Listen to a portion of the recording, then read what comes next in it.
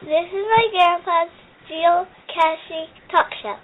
Welcome to Worldwide Geocaching Podcast, brought to you by My Podcast Radio. I'm your host, HikerJames52. And CrazyCritter66. From the studio in Naples, Golden Gate, Florida, the Sunshine State. Grab your favorite beverage and enjoy our episode.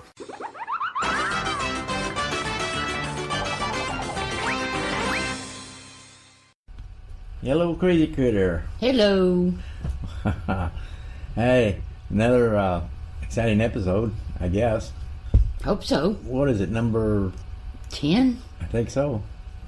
I can't keep up with enough. them. I think we did a 9, so we haven't done a 10 yet. So, okay, episode 10 here on Worldwide Geocaching Podcast. On My Podcast Radio, delivered to you on Speaker Radio. There you go. All right, well, we're going to talk about some of the geocaches we did this weekend. Our little trip that we was going to do to find Florida's oldest geocache didn't go through the way we was planning on it. We got up this morning and we got everything packed up, took a lunch with us and everything else. We walked out the door and the ground was wet. Soaking. Yeah, so we knew right there that was going to put us off on that trip because that's down in the Everglades. And we went down there anyway because there were some other geocaches in the state park. Seminole State Park. Seminole State Park, yeah. And so we headed down there and went in the park. What did we get? 5 or 6? For today, we got 5. I got 6. Yeah. I've been down there before, and she got one that I'd already had from about 4 years ago. But it was pretty nice. There was a couple of them down there that we just couldn't get. One was a 45-minute circle trail. Through a really thin trail. When we got to the park, we have to pay $5 to get in with a car, per car, up to 8 people in the car. Now, I don't know how in the world, how you can get 8 people in a car. Most cars are designed for 6. Well, you could possibly do it illegally. Put a couple of them in the trunk right before you get there. There you go. But anyway, yeah, it'd take an awful big car. If anybody out there's got a car that'll seat 8 people, send us an email. Send us a message and let us know what kind of a car that is. No kidding. Anyway, we got down there, and the first one that we found was... That was affordable housing. Affordable, yeah. Yeah, it was a fort that they had there in the park. And so we went inside and signed a little logbook, saying that we was there visiting. And then, of course, I knew where it was at, but I still used my GPS to get us to the GZ, at which ground 0. And Crazy Critter walked right up on it. It was easy enough. Yeah, it was hid good, though. Oh, yeah, it was hid good, but since I knew the general area, it was easy enough to spot. Yeah, right. So then, the next one we went to, Bay City Roller, and that was a huge dredge machine that they used way back in the old day. I didn't get a date or anything off of that, so how old it was, but it was old. And we looked for that one for about 45 minutes. I gave up on it finally. Yeah, we did. So, it was a machine, and it had a big motor on it. And it didn't help, though, that your GPS kept, for some reason, it just wasn't working right all today. Day. All day long we had problems with it. Yeah, we did. I don't know if it was an overcast or what it was, but every time I got down to about 4 feet, it would say it's 12 feet the other way. Yeah, every single time. And that wasn't easy because this had a walk-up ramp to go off, kind of like a U-shaped ramp that you walk up and then turn and walk back up some more.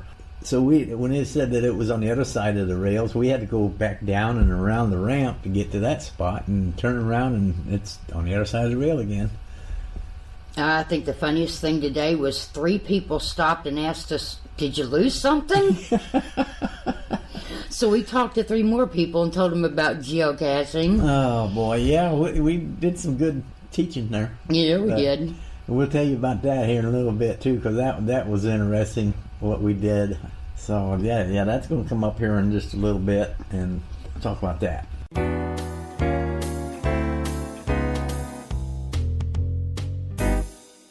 Okay, so the next one we went to was Be My Valentine. Now, wait a minute. Before we leave the park, I have to tell them a little story. The reason we didn't get this 45-minute walk cache, it was down a little trail. It'd been raining all day, and the swamp mosquitoes were out. Okay, now, they're not the tiny little bitty mosquitoes. These things are like state birds. They're huge. They could carry you away. I thought it was a bee flying around my face. You did. It was because they're so big, they're really loud, and James thought there was a bee flying around him, and so he got his first experience of the swamp mosquitoes. Man, it's like single engine airplanes. It's like. And you didn't believe me when I told you the swamp mosquitoes or marsh mosquitoes. They're huge. The sign they had a chart or a gauge on the office there where you check in, and it says mosquitoes. They had a gauge on there that they would raise or lower. It was depending on how bad the mosquitoes was. They had a low, they had a moderate, and a high. Well, they had it on moderate. Yeah. I think they should have had that thing on super deluxe high. They should have. It was bad. I'd hate to be down there when it was on high. Oh, yeah. If it would have been raining a little bit more, like during rainy season, they would have been a lot worse. Oh, man. So, okay, the other one that we found while we was in the park was Manatee Watch. And that one, we was lost with that really big time and wasn't thinking, because all the mosquitoes and everything, we just didn't have it in us, and it was hot. Oh, it was really hot. We got down there 9 o'clock, mm-hmm.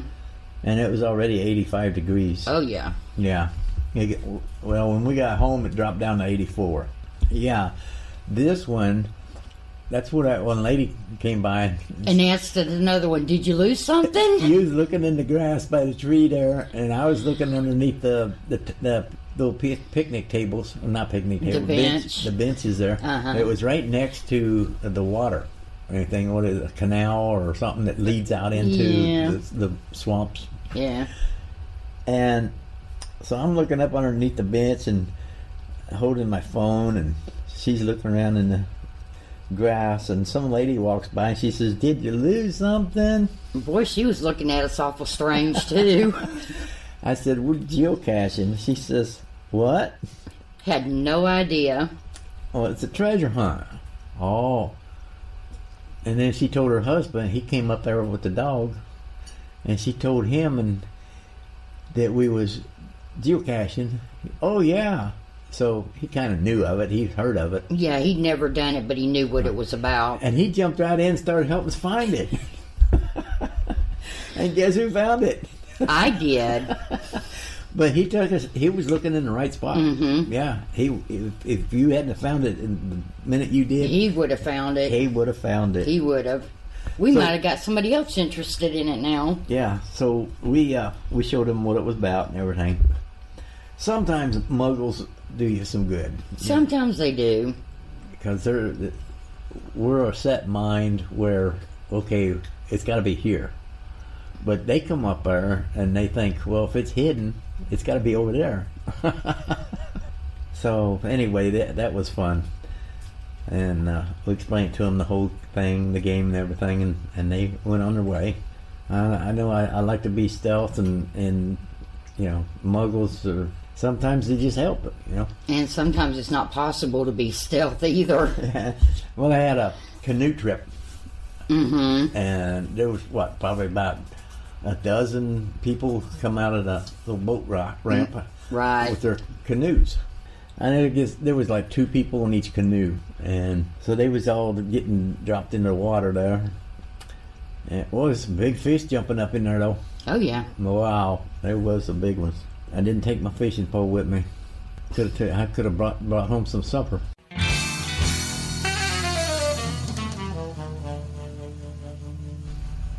know where we'd have put them till we got home, though. Yeah, they might not have been too good. Take our lunch out of our lunch bucket there and put them in that. Ugh. So anyway, we went on after that. I think we went the wrong way. Oh, I misspelled that one. Uh-oh. That was the one that was we bushwhacked. And, oh, I'll tell you, we spent, I don't know how much time with that one. That was the one at a college. Mm-hmm. Southwest Florida College. Yeah. And it says, please abide by the property rules and place the cash back where you found it. Oh, okay. Well, we was into it. I mean, we was bushwhacking. We was really tearing that place up trying to get through. And I got 3 cuts on my arm, and Crazy Critter didn't get nothing on her because she come in behind me. See, I watch you. I'm smart. Oh, so when we got to the ground zero, wouldn't you know it? It was all open from there on. Yeah. So I think we parked at the wrong place and went in the back way. That's your fault. I blame it all on you. I blame it on that GPS. Of course, it didn't have any. I didn't see any place where you could get to it from the other side either. So, I didn't either. unless it was maybe private property or something. But we got it. It was a turtle. And it was a cute container. Yeah, it was a turtle container. Right out in the middle of the woods. Uh-huh. The only other one that we got, well, we got that one, the 2 of them. One of them was called Let's Fiddle Around. When we got to that one, there was a guy and his boy fishing. And they parked right at ground zero. And they was both coming up to the truck there. And we said hi, and they said hi back. But anyway, we went ahead and got that because, I don't know. They could have been there for hours, and Yeah. so we went ahead and got it. We went ahead and got it. And then the kid looked at us kind of funny, like, what are you doing? And I explained geocaching to him. Well, about that time, his dad come up there, and I don't think his dad had too good English. He didn't say a whole lot, you know, just a few words here and there. But the kids spoke real good English. Yeah. And we explained to him what it was about. They thought that was nice. And I showed him on my GPS where we're going to go to the next one, and he says, "Oh yeah, down there it's a rest area on the road, picnic area." That was the name of the cache. Yeah. No picnic.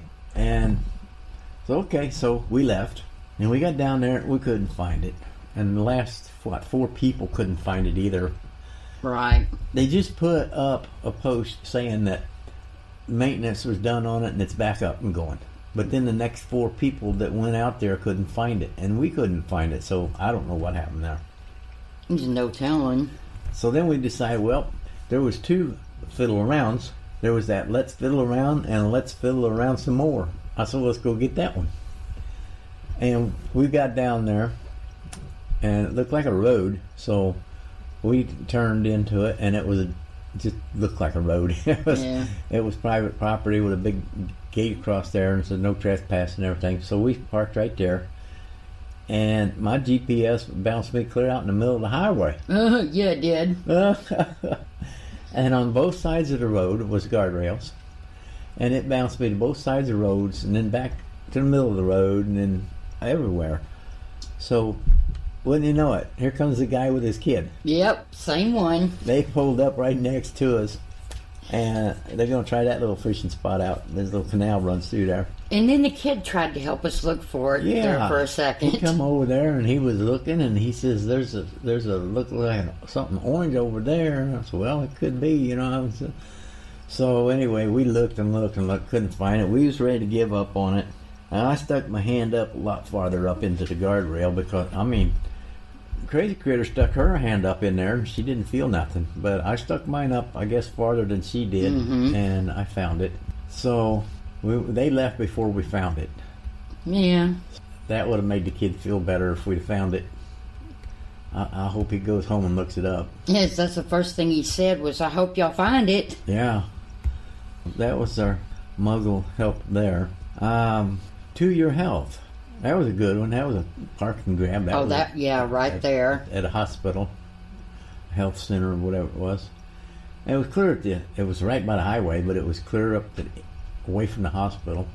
I can say after all the bushwhacking we did and the did not finds because they were just impossible, that was a nice one to get to.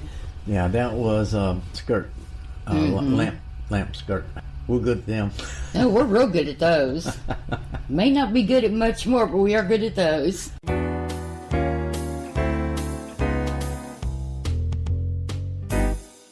And that's about all. Slow and steady. That was the hard one. And I got some kind of vine thorns in my finger, and in that one vine, it just ripped my arm open, man. I couldn't wait to get back to the car to get a paper towel or napkin to stop it from running down my arm. Now, I can tell you, after all that trying to get to it, I'd have been really disappointed if we hadn't have found it. Oh, wow, yeah. So that's what we did. That was all that we did today. We got some, that's what we went out there for. And we didn't get as many as we liked, but we did get some. Right. All right. What are we going to talk about now? We're going to talk about we still got the competition going on for this month. If you find 3 geocaches within this month, what was it, between the 11th? Yeah. I think so. Yeah. If you get 3 geocaches between the 11th and the 31st, send us an email so we can get a timestamp on it. And the first one that sends in proof that they got 3 geocaches within that time, you get a travel tag from Northeast Geocaching Supplies in the UK, and they will send that out to you, and it'll have their name on the back of it, and it'll have our name on the front. They're really awesome looking. Oh, the yeah. designs are really neat. They're pictured tags. They're not like the trackable tags that they have at geocaching.com, because they're just plain tag, right, with their little emblem on it. But these are pictures.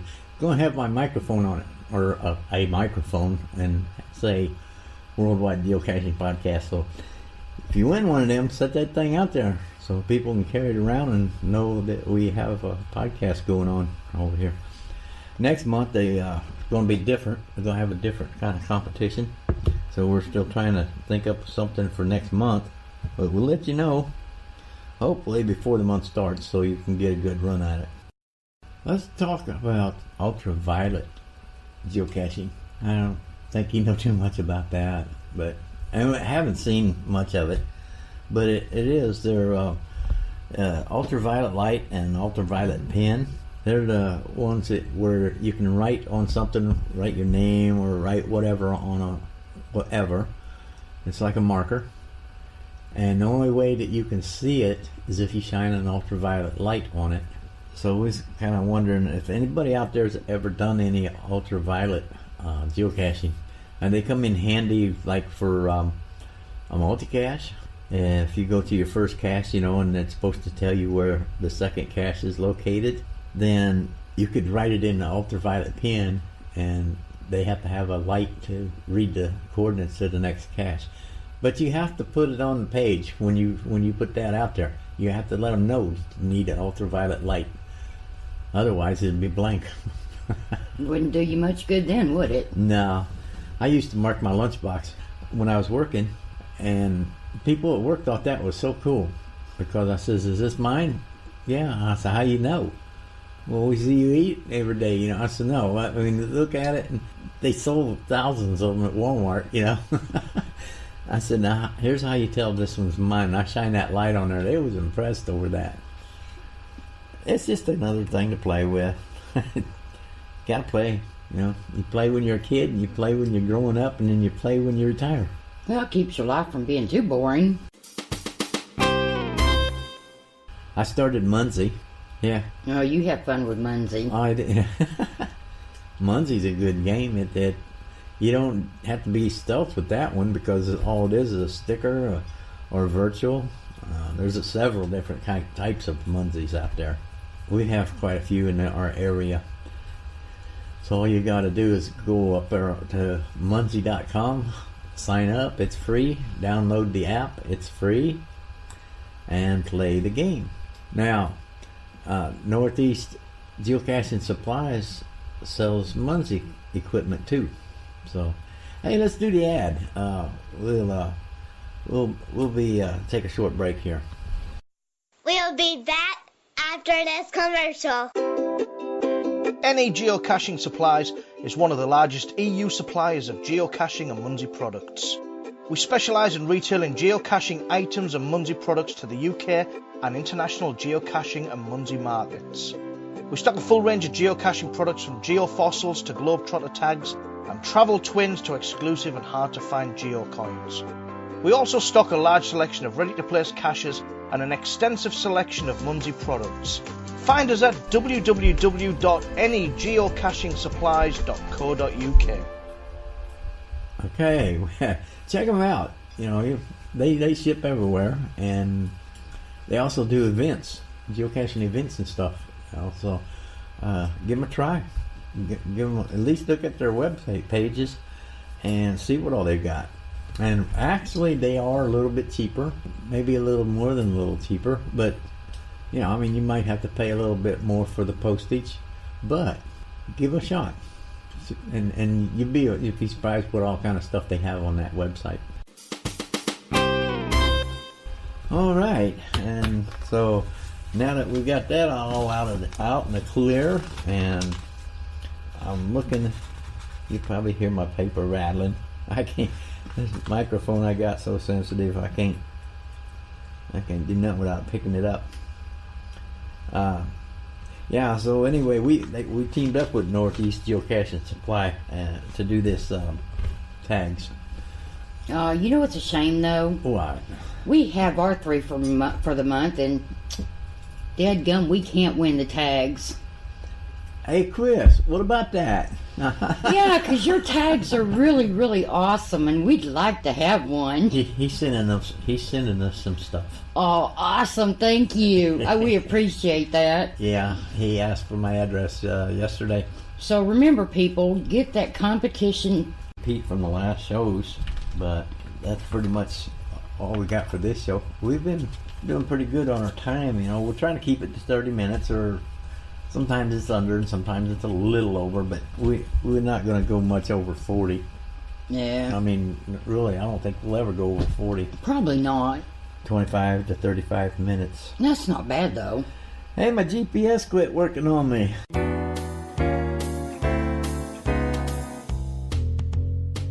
Anybody got an extra one? Send it to me. PM me. I'll send you my address. Listen to ya. I miss that. I do. Even though I like using the phone, I like that too because it's part of the game. Okay, do you want another Magellan or do you want a Garmin? I want a Garmin this time. Okay, he wants a Garmin, folks. Yeah, I'm going to be particular over what I get for free. Oh, they got to love you. I know. Hey, you can get a hold of us if you got any questions, comments, or you want to tell your story on the radio. We can do that. We can pre-record an audio with you, either by phone or by Skype, conference call, any of those 3. So if you want to get a hold of us for that, either send us an email to mypodcastradio2018@gmail.com, or you can call us at 239-285-1574, or you can find us on our Facebook page on My Podcast Radio, and the address for that is facebook.com/mypodcastradio, and you can leave us a comment there or send us a message, either one. But we want to hear from somebody. We just need to know what's going on out there. I know there's people listening. We just would like to know who and from where. You don't have to give your real name, your geocaching name, or your first name. We don't need to know all that information because I know a lot of people don't like to give out that kind of information. Understandable. Yeah. So anyway, we have been putting our episodes now on quite a few. I think we have 15 different platforms now that we can find our radio, where you can find our podcast. If you want to know where you can find it, You know, we're on iTunes, we're on Spreaker, we're on Stitcher, we're a lot of them. So just let us know, and we'll send you a copy of a list of all the places where you can find us. Because I couldn't sit. It'd take me half an hour to sit here and give you all the addresses. It would. Yeah, if you wrote it down wrong, that would be the end of it. Anything else we got? No, I don't think so. But if somebody does call in, don't worry about sounding silly if that's what you're afraid of, because, I mean, after all, listen to us too. Well, if you like to write or type or whatever, you can also type it out, send it to us, and we'll read it. There you go. There's more ways than one to do that. Right. So that's the way you do it, you know. I mean, but we'd like to have somebody talk. When you call in and you want to do a podcast with us, we do edit it. So if there's any mistakes, don't worry about it. We clean that up. I'm pretty good at editing. Thank goodness for that. Because we have made some boo-boos. Oh man, we'd have a whole hour show just of our bloopers. Oh boy. What you hear is what we do after we clean it up. So one day we'll throw in some bloopers. I hate saving them though, because you gotta save them, then you gotta edit them all together. Oh yeah. So anyway, well, we're gonna have to get off of here, and we are close to the half hour. We don't have anybody calling in with any questions yet, or sending us no emails. We need to know, anybody out there got any comments or questions or stories, let us know so we can do something with it. That'd be nice to know what other adventures people have. Yeah. It gets a little boring for us to hear our own all the time. But you know, a lot of casters are like that. A lot of podcasters are like that. You know, they'll get on there and talk about their adventures. But it's nice to hear other people's adventures too. Yeah, well, I guess we have to listen to their podcast radio to hear that. Oh, no. We want to put it on ours because, you know, that'd be nice.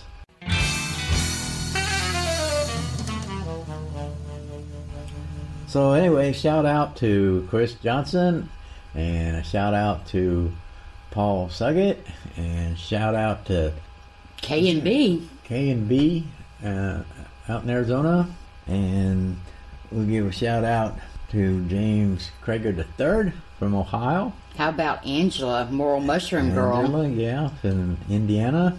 So hey, get with us. Let us know. Give us something to go with. All right. So that's it. Until next week, what'd they say? Cash on. Cash on. See ya.